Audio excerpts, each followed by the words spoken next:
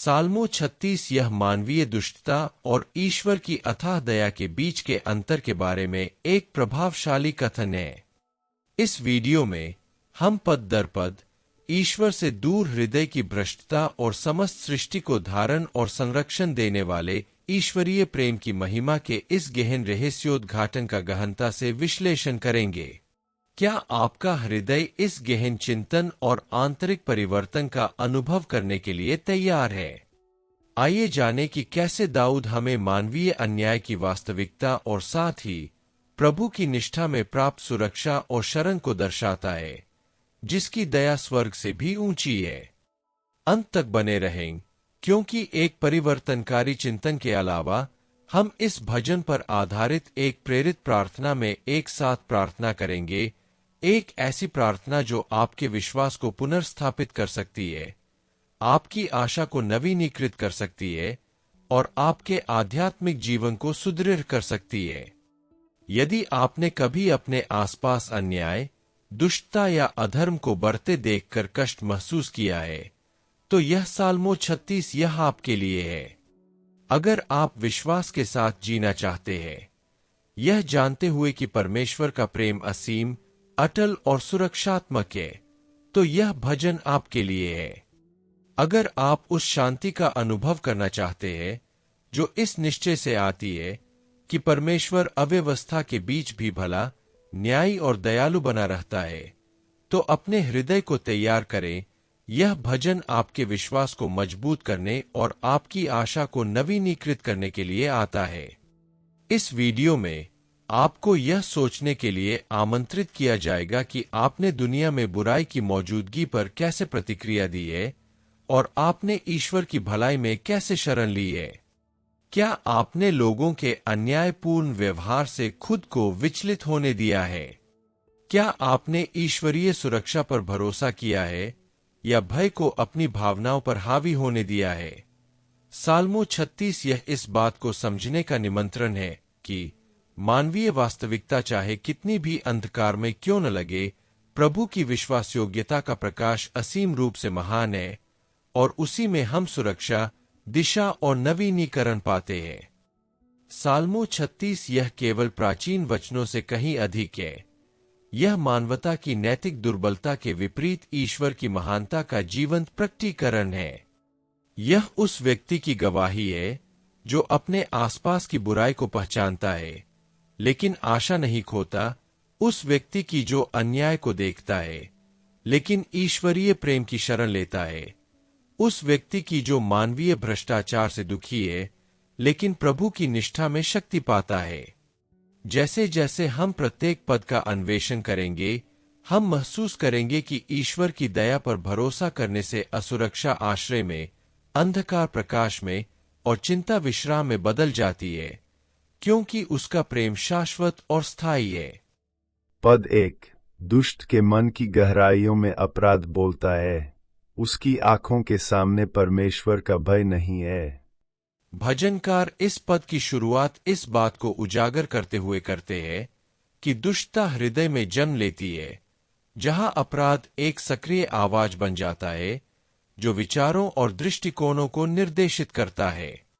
दाऊद एक ऐसे व्यक्ति का वर्णन करते हैं जिसका विवेक अब प्रतिक्रिया नहीं करता, क्योंकि पाप ने उनके आंतरिक अस्तित्व पर हावी होने का स्थान पा लिया है। प्रभु के भय के बिना हृदय नैतिक संवेदनशीलता खो देता है और सही गलत में अंतर करना बंद कर देता है। श्रद्धा का यह अभाव अन्यायपूर्ण और विनाशकारी विकल्पों का मार्ग प्रशस्त करता है। इस प्रकार भजनकार हमें दिखाता है कि बाहरी दुष्टता की जड़ परमेश्वर के प्रति आंतरिक सम्मान के अभाव में निहित है। यह पद यह भी प्रकट करता है कि जब मनुष्य परमेश्वर की उपस्थिति और अधिकार पर विचार करना बंद कर देता है, तो अन्याय की कोई सीमा नहीं रहती। प्रभु का भय मानना, उसकी पवित्रता और उसकी संप्रभुता को स्वीकार करना है और आध्यात्मिक उत्तरदायित्व के साथ जीना है। दुष्ट परमेश्वर को अपने सामने न देखकर ऐसा व्यवहार करते हैं मानो वे न्याय और परिणामों से मुक्त हों।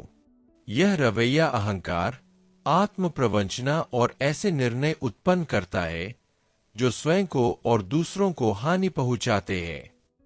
दाऊद इस बात पर जोर देते हैं कि दुष्टता तब पनपती है जब परमेश्वर मानव हृदय का नैतिक संदर्भ बिंदु नहीं रह जाता। इस शिक्षा को दैनिक जीवन में लागू करने का अर्थ है यह देखना कि किस आवाज ने हमारे चुनावों का मार्गदर्शन किया है, आत्मा की आवाज या अपराध की आवाज। प्रभु का भय विकसित करने का अर्थ है उनकी उपस्थिति के प्रति जागरूकता को जीवित रखना, हर कदम पर मार्गदर्शन की तलाश करना। जब हम ईश्वर के साथ अपनी संगति को मजबूत करते हैं तो हम विनाशकारी आवेगों को अस्वीकार करने की आध्यात्मिक संवेदनशीलता विकसित करते हैं। प्रभु का भय हमें भ्रामक मार्गों से बचाता है और हमें सत्यनिष्ठा की ओर ले जाता है। इस प्रकार यह श्लोक हमें श्रद्धा, विवेक और उद्देश्य के साथ जीने का आह्वान करता है और ईश्वर को अपने विचारों और दृष्टिकोणों को नियंत्रित करने देता है। के बारे में सोचने के लिए कुछ, क्या मैंने ईश्वर से दूर के विचारों को अपने निर्णयों पर प्रभाव डालने दिया है? क्या मैं अपने दैनिक जीवन में प्रभु का भय मानने के महत्व को समझता हूँ?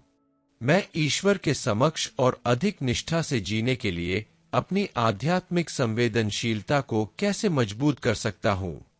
पद 2, क्योंकि वह अपनी ही दृष्टि में अपने आप को प्रसन्न करता है, जब तक कि उसका अधर्म प्रकट न हो जाए और वह अपने आप से घृणा न करने लगे। भजनकार अब दुष्टों के एक उल्लेखनीय गुण का वर्णन करता है। वे स्वयं की प्रशंसा करते हैं, स्वयं के बारे में एक विकृत और अतिरंजित दृष्टिकोण पालते हैं। यह आत्म प्रशंसा एक पर्दे की तरह काम करती है जो उनकी गलतियों को छिपा देती है और उन्हें सच्चे मन से सोचने से रोकती है। दाऊद दिखाता है कि दुष्ट अपने अहंकार में इतने फंसे होते हैं कि वे अपने कार्यों की गंभीरता को समझ ही नहीं पाते। आंतरिक चापलूसी आत्मधार्मिकता का एक झूठा बोध पैदा करती है जो पश्चाताप की क्षमता को कमजोर कर देती है। इस प्रकार वे तब तक अंधे बने रहते हैं जब तक कि उनके अपने पाप उन्हें उजागर नहीं कर देते। यह पद बताता है कि कैसे अभिमान एक व्यक्ति को अपनी वास्तविक स्थिति को पहचानने से रोकता है। दाऊद यह भी दर्शाता है कि दुष्ट लोग अपनी झूठी अच्छाई से भ्रमित तो होते हैं, लेकिन समय रहते अपने अधर्म के परिणामों को समझ नहीं पाते। वे आत्मालोचना के बिना जीते हैं और ऐसे विचारों को पालते हैं जो उनके कार्यों को उचित ठहराते हैं और उन्हें सच्चाई से और भी दूर कर देते हैं। हालांकि वह क्षण आता है जब पाप प्रकट होता है और तब उन्हें अपने लिए पश्चाताप होने लगता है, लेकिन बहुत देर हो चुकी होती है। शर्म और विवेक जागृत होते हैं, इसलिए नहीं कि पश्चाताप हुआ है, बल्कि इसलिए कि मुखौटा उतर गया है। इस प्रकार भजनकार दर्शाता है कि कैसे आत्म प्रशंसा आत्मा को नष्ट कर देती है और उसे वास्तविक परिवर्तन की क्षमता से वंचित कर देती है। इस आयत को रोजमर्रा की जिंदगी में लागू करने का मतलब है सतर्क रहना ताकि घमंड, आत्मसंतुष्टि और आत्मौचित्य हमारे दिलों पर हावी न हो जाए। हमें परमेश्वर को अपनी कमियों को उजागर करने देना चाहिए, इससे पहले कि वे हमें उजागर करें। जब हम प्रभु के सामने विनम्रता और ईमानदारी का विकास करते हैं, तो हम उन क्षेत्रों को पहचान पाते हैं जहां बदलाव की जरूरत है। रोजाना पश्चाताप करने की कोशिश हमें आध्यात्मिक अंधेपन और उस घमंड से बचाती है जो दिल को कठोर बना देता है। इस तरह हम सच्चाई में जीते हैं, परमेश्वर को हमें शुद्ध करने और परिपक्वता और ईमानदारी के पथ पर ले जाने देते हैं। के बारे में सोचने के लिए कुछ, क्या मैं अपने अंदर ऐसे बहाने पाल रहा हूं जो मेरी आध्यात्मिक उन्नति में बाधा बन रहे हैं? क्या मैं परमेश्वर को अपनी कमियां उजागर करने देता हूं, इससे पहले कि वे मुझे उजागर करें? मैं प्रभु के सामने और अधिक विनम्रता और ईमानदारी कैसे विकसित कर सकता हूं? पद 3, उसके मुंह के वचन दुष्टता और छल से भरे हैं। उसने विवेक और भलाई करना छोड़ दिया है। भजनकार प्रकट करता है कि दुष्टों की भ्रष्टता उनके शब्दों में भी प्रकट होती है, जिनमें द्वेष, झूठ और विकृत इरादे होते हैं। दाऊद दिखाता है कि परमेश्वर से दूर हृदय छलपूर्ण बातें उत्पन्न करता है, क्योंकि शब्द आत्मा के भीतर की बातों को दर्शाते हैं। विवेक को त्याग कर दुष्ट लोग सही क्या है, इसकी समझ खो देते हैं और अपने मुंह का इस्तेमाल चोट पहुंचाने और छल करने के लिए करते हैं। वाणी सत्य का नहीं, विनाश का साधन बन जाती है। यह पद इस बात पर प्रकाश डालता है कि परमेश्वर से अलगाव न केवल दृष्टिकोण को बल्कि बातचीत के तरीके को भी दूषित करता है। दाऊद यह भी बताते हैं कि विवेक को ठुकराकर दुष्ट व्यक्ति जानबूझकर भलाई से विमुख हो जाता है। वे न केवल सही काम करने से चूक जाते हैं, बल्कि ईमानदारी के मार्ग को पूरी तरह त्याग देते हैं। छल से भरे उनके शब्द एक ऐसे हृदय को प्रकट करते हैं जिसने ज्ञान और ईश्वरीय मार्गदर्शन की खोज करना छोड़ दिया है। इस प्रकार बुराई उनके जीवन का स्वाभाविक स्वरूप बन जाती है, जो उनके रिश्तों और निर्णयों का मार्गदर्शन करती है। यह चित्र ईश्वर की वाणी की उपेक्षा की गंभीरता को दर्शाता है, क्योंकि विवेक का परित्याग अनिवार्य रूप से भलाई से विमुखता की ओर ले जाता है। इस पद को अपने दैनिक जीवन में लागू करने से हमें अपने शब्दों और इरादों पर ध्यान देने और हमेशा सत्य, दया और ज्ञान व्यक्त करने का प्रयास करने का आह्वान मिलता है। हमें ईश्वर के साथ एकनिष्ठ हृदय विकसित करने की आवश्यकता है, ताकि हमारी वाणी शिक्षा का माध्यम बने, न कि चोट पहुंचाने का। विवेकशील होने का अर्थ है प्रत्येक शब्द के परिणामों पर विचार करना और आध्यात्मिक जिम्मेदारी के साथ कार्य करना। जब हम पवित्र आत्मा को अपनी बातचीत और व्यवहार का मार्गदर्शन करने देते हैं, तो हम भलाई के मार्ग पर बने रहते हैं। इस प्रकार यह पद हमें सत्यनिष्ठा, ईमानदारी और अपने संचार पर आध्यात्मिक नियंत्रण के साथ जीने का मार्गदर्शन करता है। के बारे में सोचने के लिए कुछ, क्या मेरे शब्दों में ईमानदारी झलकती है या उनमें चिड़चिड़ापन और विकृत इरादे हैं? क्या मैंने बोलने और काम करने से पहले समझदारी से काम लिया है? मैं हर दिन अपनी वाणी को परमेश्वर की इच्छा के अनुरूप कैसे ढाल सकता हूँ? पद 4। वह अपने बिछौने पर लेटे हुए बुरी युक्ति रचता है। वह अपने आप को बुरे मार्ग पर ले जाता है। वह बुराई से इनकार नहीं करता। भजनकार यहाँ दुष्टों के हृदय में व्याप्त दुष्टता की गहराई का वर्णन करता है। यह दर्शाता है कि वह विश्राम के क्षणों में भी दुष्टता की योजनाएं बनाता है। रात का उपयोग चिंतन करने, शक्ति प्राप्त करने या ईश्वर की खोज करने के बजाय वह अपने विचारों को अन्याय की युक्तियों में व्यस्त रखता है। दाऊद प्रकट करता है कि की गई बुराई आवेगपूर्ण नहीं, बल्कि सोची समझी होती है, जो मौन में पोषित इरादों का फल है। दुष्ट जानबूझकर ऐसे मार्ग चुनते हैं जो अच्छे नहीं है और सत्य को पूरी तरह से अनदेखा कर देते हैं। इस प्रकार हम एक ऐसे व्यक्ति को देखते हैं जो न केवल बुराई करता है, बल्कि उसे आंतरिक रूप से पोषित भी करता है। यह पद दर्शाता है कि ईश्वर से विमुख होने से हमारे सबसे अंतरंग विचार भी प्रभावित होते हैं। दाऊद इस बात पर भी जोर देते हैं कि दुष्ट न केवल गलत रास्तों पर चलते हैं, बल्कि बुराई को अस्वीकार भी नहीं करते। वे बिना पश्चाताप के विनाशकारी प्रथाओं को स्वीकार करने और उन्हें जारी रखने की सचेत प्रवृत्ति रखते हैं।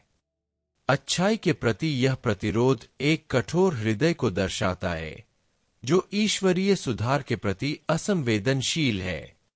बुराई अपवाद नहीं रह जाती और एक जीवन शैली बन जाती है, जो दृष्टिकोण और रिश्तों को आकार देती है। लगातार गलत रास्ता चुनकर दुष्ट बदलाव की संभावना को तोड़ देते हैं। यह पद दर्शाता है कि कैसे पाप में लगे रहने से मनुष्य ज्ञान और प्रकाश से दूर होता जाता है। इस श्लोक को दैनिक जीवन में लागू करने से हमें अपने विचारों और अपने हृदय में बोए गए बीजों पर ध्यान देने का आह्वान मिलता है। हमें यह मूल्यांकन करने की आवश्यकता है कि जब हम अकेले होते हैं तो हमारे मन में क्या चल रहा होता है, और यह समझना चाहिए कि विचार ही मनोवृत्तियों को जन्म देते हैं। बुराई को अस्वीकार करने का अर्थ है उन आदतों, वार्तालापों और मार्गों को त्यागना जो हमें ईश्वर से दूर करते हैं। आत्मा को सुदृढ़ करने के लिए जानबूझकर विश्वास, दया और आज्ञाकारिता के विचारों को विकसित करना आवश्यक है। जब हम मौन में ईश्वर की खोज करते हैं तो हम अपनी आत्मा को नवीनीकृत करते हैं और विनाशकारी विचारों को पोषित करने से बचते हैं। इस प्रकार हम निष्ठा के साथ चलते हैं और हमेशा वही चुनते हैं जो प्रभु का सम्मान करता है। के बारे में सोचने के लिए कुछ। जब मैं अकेला होता हूं तो मैंने अपने विचारों में क्या पनपने दिया है? क्या मैंने उन विचारों और व्यवहारों को तुरंत अस्वीकार कर दिया है जो परमेश्वर को नाराज करते हैं?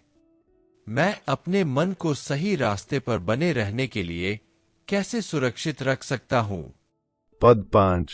हे यहोवा, तेरी करुणा स्वर्ग में है और तेरी सच्चाई बादलों तक पहुंचती है। भजनकार परिदृश्य को बदल देता है और मानवीय दुष्टता की तुलना परमेश्वर की दया की महानता से करता है। यह दर्शाता है कि यह मानवीय सीमाओं से कहीं ऊपर है। यह घोषणा करके कि प्रभु की दया स्वर्ग में है, दाऊद इस बात पर जोर देता है कि यह असीम, शाश्वत और सर्वव्यापी है। बादलों की छवि एक ऐसी चीज का प्रतिनिधित्व करती है जो हमारी समझ से परे है। यह प्रकट करती है कि परमेश्वर की विश्वास योग्यता की कोई सीमा नहीं है। जब हम असफल होते हैं तब भी वह विश्वास योग्य रहता है और अपनी कृपा से संसार को संभालता है। यह पद हमें याद दिलाता है कि ईश्वरीय भलाई पृथ्वी पर मौजूद किसी भी बुराई से असीम रूप से महान है। इस प्रकार दाऊद उस परमेश्वर के सिद्ध चरित्र की प्रशंसा करता है जो कभी नहीं बदलता। भजनकार इस बात पर भी जोर देता है कि परमेश्वर की विश्वसनीयता इतनी गहन है कि यह मानवीय समझ से परे है। यह एक आकाश मंडल की तरह फैली हुई है जो समस्त सृष्टि को आच्छादित, संरक्षित और घेरे हुए है। यह विश्वसनीयता मानवीय परिस्थितियों, भावनाओं या गुणों पर निर्भर नहीं करती। यह परमेश्वर के अपने चरित्र से उत्पन्न होती है। जब हम आकाश और उसकी ऊंचाइयों की ओर देखते हैं तो हमें उस परमेश्वर की महानता पर चिंतन करने के लिए आमंत्रित किया जाता है जिसका प्रेम कभी टलता नहीं। दाऊद इन छवियों का उपयोग हमें यह याद दिलाने के लिए करते हैं कि प्रभु की दया और विश्वसनीयता अटल, शाश्वत और पूर्णतः विश्वसनीय है। इस प्रकार हमें उसके अपरिवर्तनीय स्वभाव में सुरक्षा प्राप्त है। इस पद को दैनिक जीवन में लागू करने का अर्थ है इस निश्चय में अपने विश्वास को दृढ़ करना कि परमेश्वर अपने प्रेम में स्थिर है और अपनी प्रतिज्ञाओं में विश्वास योग्य है। जब हम कठिन दिनों का सामना करते हैं तो हमें याद रखना चाहिए कि उसकी दया किसी भी सांसारिक परिस्थिति से ऊपर है। यह दर्शन हमारे दृष्टिकोण को व्यापक बनाता है और हमारी आशा को नवीनीकृत करता है। ईश्वरीय विश्वास योग्यता की महानता को पहचानने से हमें विश्राम करने, भरोसा करने और अपनी चिंताओं को प्रभु के सामने समर्पित करने में मदद मिलती है। इस प्रकार हम अधिक शांति से जीते हैं, यह जानते हुए कि हम एक ऐसे परमेश्वर में स्थित है जिसकी दया कभी समाप्त नहीं होती। के बारे में सोचने के लिए कुछ। क्या मैंने अपने जीवन में परमेश्वर की दया और विश्वास योग्यता की महानता को पहचाना है? क्या मैं परिस्थितियों के बदलने पर भी ईश्वरीय प्रेम की निरंतरता पर पूरा भरोसा रखता हूं? मैं ऐसा विश्वास कैसे विकसित कर सकता हूं जो प्रतिदिन प्रभु की विश्वास योग्यता पर निर्भर हो? पद 6। तेरा धर्म महान पर्वतों के समान है, तेरे निर्णय गहरे अथाह कुंड के समान है। हे यहोवा, तू मनुष्य और पशु दोनों की रक्षा करता है। भजनकार परमेश्वर के न्याय की तुलना विशाल पर्वतों से करता है। यह दर्शाता है कि यह दृढ़, अविचल और प्रतापी है। दाऊद स्थिरता और भव्यता की एक छवि प्रस्तुत करता है, यह प्रकट करते हुए कि ईश्वरीय न्याय समय के साथ नहीं बदलता और नहीं मानवीय स्वार्थों से भ्रष्ट होता है। पर्वत दृढ़ता, स्थायित्व और अधिकार का प्रतीक है, और परमेश्वर की समस्त सृष्टि पर न्यायपूर्ण कार्य भी ऐसा ही है। दूसरी ओर उसके न्याय अथाह गहराई के समान गहरे हैं, जो असीम ज्ञान और रहस्यों को दर्शाते हैं, जो हमारी समझ से परे है। यह पद हमें प्रभु के मार्गों की पूर्णता पर चिंतन करने के लिए आमंत्रित करता है। दाऊद इस बात पर भी जोर देते हैं कि परमेश्वर के न्याय इतने गहन हैं कि कोई भी मनुष्य उन्हें पूरी तरह समझ नहीं सकता। वे आध्यात्मिक, नैतिक और शाश्वत आयामों को समाहित करते हैं, जो मनुष्य की सीमित दृष्टि से परे है। हालांकि यह गहराई दूरी का नहीं, बल्कि प्रेमपूर्ण संप्रभुता का प्रतीक है, जो पूर्ण सटीकता के साथ कार्य करती है। जब हम उसकी योजनाओं को समझ नहीं पाते, तब भी हम भरोसा कर सकते हैं कि वे न्याय संगत, बुद्धिमान और सत्य है। भजनकार फिर पुष्टि करता है कि परमेश्वर मनुष्यों और पशुओं दोनों की रक्षा करता है, यह प्रकट करते हुए कि उसकी देखभाल पूरी सृष्टि तक पहुंचती है। इस प्रकार हम एक न्याय संगत, बुद्धिमान और रक्षक परमेश्वर को देखते हैं। इस आयत को रोजमर्रा की जिंदगी में लागू करने का मतलब है परमेश्वर के न्याय पर भरोसा रखना, तब भी जब परिस्थितियां हमारी नजर में उलझी हुई या अनुचित लगे। हमें याद रखना चाहिए कि वह वो देखता है जो हम नहीं देख पाते और हमारी बुद्धि से बढ़कर बुद्धि से काम करता है। उसके न्याय की गहराई को समझने से हम बिना किसी सवाल के उसकी संप्रभुता में विश्राम पाते हैं। हमें परमेश्वर की प्रेमपूर्ण देखभाल को भी समझने के लिए बुलाया गया है, जो हमारे जीवन को रोजाना सहारा देती है। इस प्रकार हम विश्वास में चलते हैं, यह जानते हुए कि हम एक ऐसे परमेश्वर द्वारा सुरक्षित है, जो न्यायी, अगाध बुद्धि और अपनी देखभाल में विश्वास योग्य है। के बारे में सोचने के लिए कुछ, क्या मैंने परमेश्वर के न्याय पर भरोसा रखा है, भले ही मैं उसके मार्गों को न समझ पाऊं? क्या मैं अपनी सीमाओं के बावजूद ईश्वरीय ज्ञान की गहराई को पहचानता हूं? मैं अपने दैनिक जीवन में प्रभु की सुरक्षा और देखभाल में और अधिक विश्राम कैसे पा सकता हूं? श्लोक 7। हे परमेश्वर, तेरी दया कितनी अनमोल है, इसलिए मनुष्य तेरे पंखों की छाया में शरण लेते हैं। प्रभु की दया को अत्यंत मूल्यवान एक आध्यात्मिक निधि बताया गया है, जो नाजुक क्षणों में मानव हृदय को सहारा देती है और उसकी रक्षा करती है। जब भजनकार इस दया को अनमोल कहता है, तो वह स्वीकार कर रहा होता है कि यह किसी भी प्रकार की मानवीय सुरक्षा से बढ़कर है और उस चीज को बहाल करने में सक्षम है जिसे पीड़ा, असफलता और भय नष्ट करने का प्रयास करते हैं। इस दया के बिना कोई भी स्थिर नहीं रह सकता, और इसीलिए दाऊद इसे परमेश्वर के लोगों के विश्वास की नींव के रूप में प्रस्तुत करता है।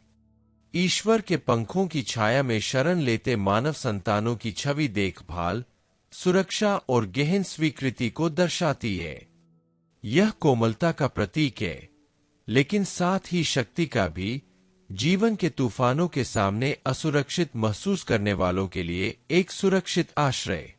इन पंखों के नीचे थकी हुई आत्मा को विश्राम मिलता है, व्यथित हृदय को शांति मिलती है और चिंतित मन को दिशा मिलती है। भजनकार दर्शाता है कि ईश्वर का आश्रय वह स्थान है जहां असुरक्षा विलीन हो जाती है और आशा का पुनर्जन्म होता है। आज इस शिक्षा को लागू करने का अर्थ है यह पहचानना कि हमारी सच्ची सुरक्षा परिस्थितियों, लोगों या हमारी अपनी क्षमताओं में नहीं, बल्कि ईश्वर की दया में निहित है, जो हमें प्रतिदिन आच्छादित और पोषित करती है। इसका अर्थ है उस आध्यात्मिक शरणस्थल की ओर दौड़ना जब भय हमें घेरने लगे, जब चिंता अपनी पकड़ मजबूत करे, जब अनिश्चितता हमें घेर ले। इसका अर्थ है प्रार्थना के लिए समय निकालना, अपने हृदय को प्रभु के प्रति समर्पित करना और उनकी उपस्थिति को वह स्थान बनाना जहां हमें शांति और नवीनीकरण मिले। ऐसा करके हम उस सच्चे विश्राम का अनुभव करते हैं जो केवल उनके पंखों तले ही संभव है। के बारे में सोचने के लिए कुछ, क्या मैंने सचमुच ईश्वर के पंखों की छाया में शरण ली है? क्या मैं उनकी दया को अपना सुरक्षित आश्रय मानता हूं? मुश्किल समय में क्या मैं उनकी उपस्थिति की ओर दौड़ता हूं या अकेले ही सब कुछ सहने की कोशिश करता हूं? श्लोक 8। वे तेरे भवन की बहुतायत से भोजन करेंगे और तू उन्हें अपनी सुखदायक नदी से पिलाएगा।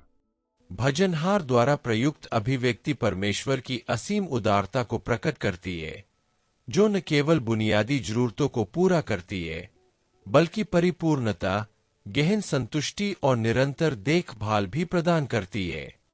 आपके घर की बहुतायत उस आध्यात्मिक वातावरण को इंगित करती है जहां परमेश्वर अपने बच्चों का स्वागत करता है, उनका पोषण करता है और उन्हें पुनर्स्थापित करता है। यह दर्शाता है कि वह अभाव से नहीं, बल्कि प्रचुर प्रावधान से कार्य करता है। दाऊद एक ऐसे परमेश्वर का वर्णन करता है जो न केवल देता है, बल्कि यह भी चाहता है कि उसके बच्चे अर्थपूर्ण और नवीनीकरण से भरा जीवन जिए। जब पाठ में दिव्य आनंद की धारा का उल्लेख किया गया है, तो यह आनंद शांति और आध्यात्मिक उपस्थिति के उस अक्षय स्रोत की ओर संकेत करता है जो सीधे ईश्वर से आता है। यह धारा जीवंत, स्वच्छ और निरंतर है, जो आत्मा को पुनर्जीवित करने और थके हुए हृदय की शक्ति को नवीनीकृत करने में सक्षम है। मानव स्रोतों के विपरीत जो सूख जाते हैं, प्रभु की धारा शाश्वत है, जो उन लोगों को निरंतर सांत्वना प्रदान करती है जो विश्वास और भरोसे के साथ उनके पास आते हैं। यहां भजनकार एक ऐसे ईश्वर को प्रकट करता है जो उदारतापूर्वक और निरंतर अनुग्रह उंडेलता है। इस आयत को अपने समय पर लागू करने का अर्थ है क्षणिक सुखों में नहीं, बल्कि उस प्रभु की उपस्थिति में संतुष्टि ढूंढना जो सचमुच आत्मा को तृप्त करता है। इसका अर्थ है परमेश्वर के साथ संगति के लिए समय समर्पित करना, उसके वचन से पोषित होना और उस आध्यात्मिक धारा से पान करना जो हमें बल देती है, स्वस्थ करती है और प्रकाशित करती है। जब हम प्रतिदिन उसके निकट आने का चुनाव करते हैं, तो हमें परिस्थितियों से स्वतंत्र विश्राम, दिशा और आनंद मिलता है। इस प्रकार हम उस प्रचुरता से भर जाते हैं जो केवल परमेश्वर ही प्रदान कर सकता है। के बारे में सोचने के लिए कुछ, क्या मैंने परमेश्वर की उपस्थिति की प्रचुरता की खोज की है या आध्यात्मिक अंशों से संतुष्ट रहा हूं? क्या मैंने उसकी आनंदमयी धारा से पानी पिया है या सूखते झरनों में संतुष्टि ढूंढी है? मैं इस परिपूर्णता का अनुभव करने के लिए प्रभु के घर के और करीब कैसे आ सकता हूं? श्लोक 9। क्योंकि जीवन का सोता तेरे पास है, तेरे प्रकाश में हम प्रकाश पाते हैं। यह पद परमेश्वर के स्वरूप के बारे में सबसे गहन कथनों में से एक को प्रकट करता है। वह जीवन का स्रोत है, वही जिससे सब कुछ प्रवाहित होता है और जिसमें हर चीज का उद्देश्य निहित है। जब भजनकार इस बात पर जोर देता है कि जीवन का स्रोत परमेश्वर में है, तो वह दर्शाता है कि प्रभु की उपस्थिति के बिना कोई सच्ची पूर्णता नहीं है। सारी शक्ति, नवीनीकरण और आशा उसी में उत्पन्न होती है और केवल उसी से मानव आत्मा को जीवन शक्ति और अर्थ मिलता है। दाऊद ने स्वीकार किया कि परमेश्वर न केवल जीवन देता है, बल्कि उसके हर पहलू को भी पोषित करता है। पद का दूसरा भाग प्रकट करता है कि ईश्वरीय प्रकाश में ही हम वह स्पष्ट रूप से देख पाते हैं जो हम स्वयं कभी नहीं देख पाते। ईश्वर का प्रकाश मार्ग प्रशस्त करता है, निर्णयों को प्रकाशित करता है, सत्यों को प्रकट करता है और भ्रम व भय की छाया को दूर करता है। यही प्रकाश मार्गदर्शन, निर्देशन और परिवर्तन करता है। भजनकार दर्शाता है कि ईश्वरीय प्रकाशन के बिना मानव जाति भटक जाती है, लेकिन जब ईश्वर प्रकाश देते हैं तो जीवन बोधगम्य हो जाता है और हृदय को सुरक्षित दिशा मिल जाती है। इस प्रकार प्रकाश में जीना प्रभु की बुद्धि के मार्गदर्शन में जीना है। आज इस शिक्षा को लागू करने का अर्थ है यह स्वीकार करना कि उद्देश्यपूर्ण और आध्यात्मिक स्पष्टता के साथ जीने के लिए हम पूरी तरह से ईश्वर पर निर्भर है। इसका अर्थ है निर्णय लेने से पहले उनके प्रकाश की खोज करना, उनसे अपने विचारों, भावनाओं और मार्गों को प्रकाशित करने के लिए प्रार्थना करना। इसका अर्थ यह भी है कि प्रार्थना, वचन और प्रभु के साथ संवाद के माध्यम से इस स्रोत से प्रतिदिन जल ग्रहण करना। जब हम ऐसा करते हैं तो हमारा जीवन अधिक संतुलित, अधिक बुद्धिमान और अधिक शांतिपूर्ण हो जाता है, क्योंकि हम उस प्रकाश के मार्गदर्शन में चलते हैं जो कभी मंद नहीं पड़ता। के बारे में सोचने के लिए कुछ, क्या मैं अपने निर्णयों के लिए ईश्वर के प्रकाश की तलाश कर रहा हूं?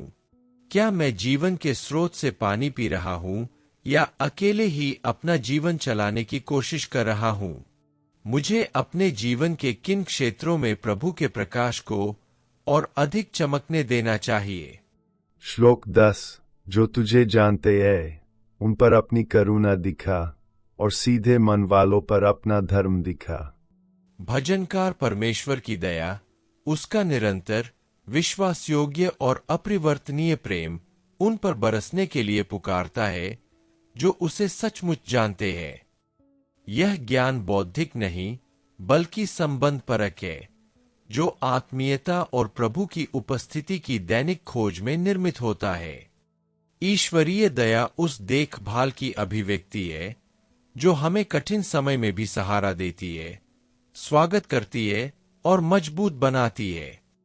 दाऊद ने माना कि जो लोग परमेश्वर के साथ चलते हैं वे उसकी भलाई पर भरोसा कर सकते हैं, जो कभी कम नहीं होती और कभी कम नहीं होती। वह यह भी प्रार्थना करता है कि प्रभु का न्याय सीधे हृदय वालों तक पहुंचे। यह दर्शाता है कि परमेश्वर उन लोगों पर ध्यान देता है और उन्हें पुरस्कृत करता है जो ईमानदारी, निष्ठा और पवित्रता के साथ जीने का प्रयास करते हैं।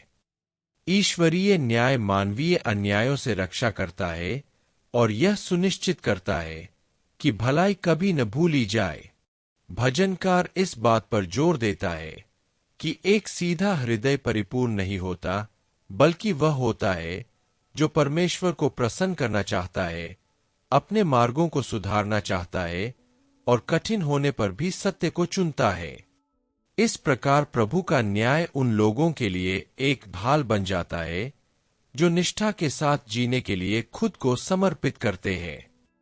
आज इस आयत को लागू करने का अर्थ है परमेश्वर को गहराई से जानने की कोशिश करना, प्रार्थना, उसके वचन को पढ़ने और प्रतिदिन आज्ञाकारिता के माध्यम से उसके साथ एक सच्चा रिश्ता बनाना। इसका अर्थ है धार्मिकता से जीवन जीना, जीवन के सभी क्षेत्रों में ईमानदारी, नम्रता और प्रेम को अपनाना। जब हम इस मार्ग पर चलते हैं तो हम न केवल परमेश्वर की दया का अनुभव करते हैं जो हमें सहारा देती है, बल्कि उसका न्याय भी हमारा मार्गदर्शन करता है, हमारी रक्षा करता है और ऐसे मार्ग खोलता है जो हम स्वयं कभी नहीं खोज पाते। के बारे में सोचने के लिए कुछ, क्या मैंने परमेश्वर को गहराई से और सच्चे तरीके से जानने की कोशिश की है? क्या मेरा हृदय प्रभु के सामने धार्मिकता से चला है? मैं उसकी भलाई और न्याय का अनुभव करने के लिए और अधिक ईमानदारी से कैसे जी सकता हूं? श्लोक 11। घमंडी लोग मेरे विरुद्ध न चलें और न दुष्ट लोग मुझे भगा दें। यहाँ भजनकार अपने और दूसरों के अहंकार से सुरक्षा की एक गहरी याचना करता है। घमंड का पैर अभिमानी, दबंग और अत्याचारी लोगों को दर्शाता है, जिनके आचरण से घाव और अन्याय होता है। दाऊद पहचानता है कि अहंकार विनाशकारी है, क्योंकि यह उन लोगों की प्रगति को दबाने, नियंत्रित करने और बाधित करने का प्रयास करता है जो परमेश्वर की उपस्थिति में रहना चाहते हैं। वह पुकारता है कि दूसरों का कोई भी अहंकार उसके जीवन पर हावी न हो या उसकी आध्यात्मिक यात्रा में बाधा न बने। दुष्टों का हाथ बुरे कार्यों, निर्णयों और प्रभावों का प्रतीक है, जो धर्मी लोगों को अस्थिर करने और उन्हें परमेश्वर के उद्देश्य से भटकाने का प्रयास करते हैं।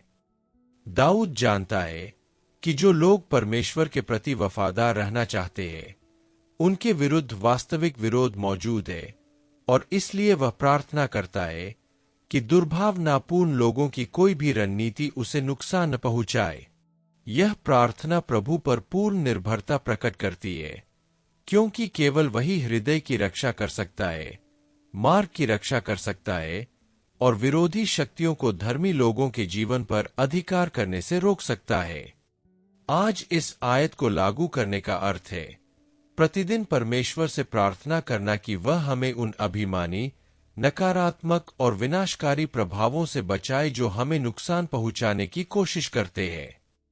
इसका अर्थ है सतर्क रहना ताकि हम अहंकारी रवैया न अपनाएं और हमारा जीवन संवेदनशील, विनम्र और पवित्र आत्मा के अनुरूप बना रहे। इसका अर्थ यह भी है कि हम विवेक की खोज करें ताकि हम पहचान सके कि दुष्ट हाथ कब हमारे कदमों में बाधा डालना चाहते हैं, और यह भरोसा रखें कि प्रभु हमारी रक्षा, शक्ति और मार्गदर्शन करने में सक्षम है। के बारे में सोचने के लिए कुछ, क्या मैंने परमेश्वर से मुझे घमंड और अहंकार के प्रभावों से मुक्ति दिलाने के लिए प्रार्थना की है? क्या मैंने अपने हृदय में अधार्मिक प्रवृत्तियों को आने दिया है? प्रभु के मार्ग पर अडिग रहने के लिए मुझे किन क्षेत्रों में उनकी सुरक्षा पर अधिक भरोसा करने की आवश्यकता है? श्लोक 12। जो अधर्म करने वाले हैं वे वहीं गिर पड़े, वे आ दिए गए हैं और फिर उठ नहीं सकेंगे। भजनकार उन लोगों के अपरिहार्य अंत का वर्णन करते हुए भजन का समापन करता है जो अधर्म में लगे रहते हैं। वह कहता है कि ये लोग गिर गए हैं। यह दर्शाता है कि उनकी अपनी दुष्टता ही उनके पतन का कारण बनती है। यह केवल एक क्षणिक ठोकर नहीं है, बल्कि परमेश्वर के सत्य और न्याय से दूर जानबूझकर चुने गए मार्गों का अंतिम परिणाम है। यह कथन इस बात पर बल देता है कि अधर्म कभी स्थायी नहीं होता और ईश्वरीय प्रभुसत्ता के समक्ष सभी बुराइयों की सीमाएं समाप्त हो जाती है। जब पाठ कहता है कि वे पराजित हो चुके हैं और फिर कभी नहीं उठ पाएंगे, तो यह उन लोगों की पूर्ण पराजय की ओर संकेत करता है जो प्रभु के मार्गदर्शन को अस्वीकार करते हैं। इसका अर्थ दया का अभाव नहीं, बल्कि एक आध्यात्मिक सत्य है। जो लोग परमेश्वर के मार्गों के विरुद्ध जीने पर अड़े रहते हैं, वे अपने निर्णयों का फल भोगते हैं। दाऊद दर्शाता है कि परमेश्वर न्यायी है और बुराई हमेशा विजयी नहीं रहती। ईश्वरीय न्याय प्रबल होता है, धर्मियों की रक्षा करता है और दुष्टों के कार्यों को विफल करता है। आज इस श्लोक को लागू करने का अर्थ है यह याद रखना कि निष्ठा और आज्ञाकारिता के मार्ग पर चलना हमें दृढ़ रखता है, जबकि अन्यायपूर्ण मार्ग हमें पतन की ओर ले जाते हैं। यह सतर्कता बरतने, अपने दृष्टिकोणों और विचारों की जांच करने और उन प्रथाओं को त्यागने का आह्वान करता है जो प्रभु को प्रसन्न नहीं करती। यह हमें यह विश्वास दिलाना भी सिखाता है कि ईश्वर नियंत्रण में है और वे स्वयं ही उन अन्यायपूर्ण ढांचों को तोड़ देते हैं जो अडिग प्रतीत होते थे। ईश्वर के साथ चलना स्थिर रहना है, उनसे विमुख होना आत्मा का संतुलन खोना है। के बारे में सोचने के लिए कुछ, क्या मैंने उन रास्तों से परहेज किया है जो आध्यात्मिक पतन की ओर ले जाते हैं? क्या मुझे भरोसा है कि परमेश्वर न्यायी है और अपने प्रकाश में चलने वालों की परवाह करता है? मुझे अपने किन दृष्टिकोणों को बदलने की जरूरत है ताकि मैं प्रभु के सामने दृढ़ रह सकूं? भजन 36 का संदेश मानव हृदय की भ्रष्टता और परमेश्वर की असीम निष्ठा के बीच के अंतर को उजागर करता है। इन सभी पदों में हम देखते हैं कि जहां दुष्टता अंधकार में फैलती है, वहीं प्रभु की दया दृढ़, उच्च और निरंतर बनी रहती है। वह जीवन का स्रोत, मार्गदर्शक, प्रकाश और सुरक्षा है जो उन लोगों को सहारा देती है जो उस पर भरोसा करते हैं। यह भजन हमें याद दिलाता है कि धर्मी की आशा संसार में नहीं, बल्कि परमेश्वर के अपरिवर्तनीय चरित्र में है। इन सच्चाइयों पर मनन करने से हमारा विश्वास मजबूत होता है और हमें ईश्वरीय उपस्थिति के निकट रहने का निमंत्रण मिलता है। इस प्रकार भजन 36 जीवन के स्रोत के निकट रहने और प्रभु से प्राप्त प्रकाश में चलने का निमंत्रण बन जाता है।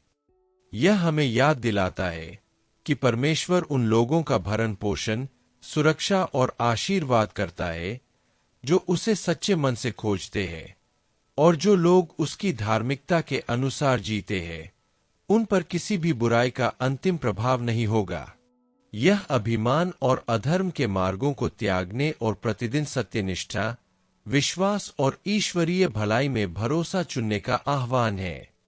इन शिक्षाओं को अपनी यात्रा में लागू करके हम शांति, दृढ़ता और आशा के साथ जीवन जी सकते हैं और यह विश्वास रख सकते हैं कि जो परमेश्वर हमारे कदमों को प्रकाशित करता है, वह हमें हर ठोकर से भी बचाता है।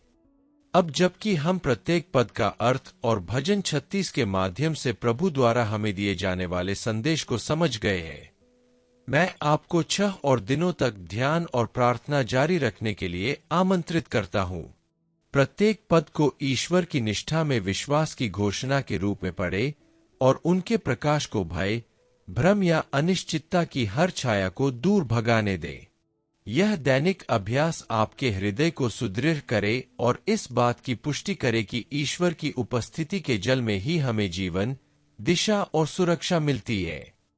आशा में दृढ़ रहें तब भी जब आपके आसपास की बुराई बढ़ती हुई प्रतीत हो। याद रखें कि प्रभु की दया स्वर्ग से भी ऊंची है और उनका न्याय रसातल से भी गहरा है, जो उन पर भरोसा रखने वालों को सहारा देने के लिए हमेशा तैयार रहते हैं। और इस संदेश को अपने हृदय में अंकित करने के लिए हम आपको अभी प्रार्थना करने और भजन 36 से प्रेरित इस प्रार्थना को अपने साथ रखने के लिए आमंत्रित करते हैं। जब भी आप कमजोर महसूस करें, जब दुष्टों का अभिमान आपको डराने की कोशिश करे या जब रास्ता बहुत अंधकार में लगे, तो इस प्रार्थना की ओर लौटें।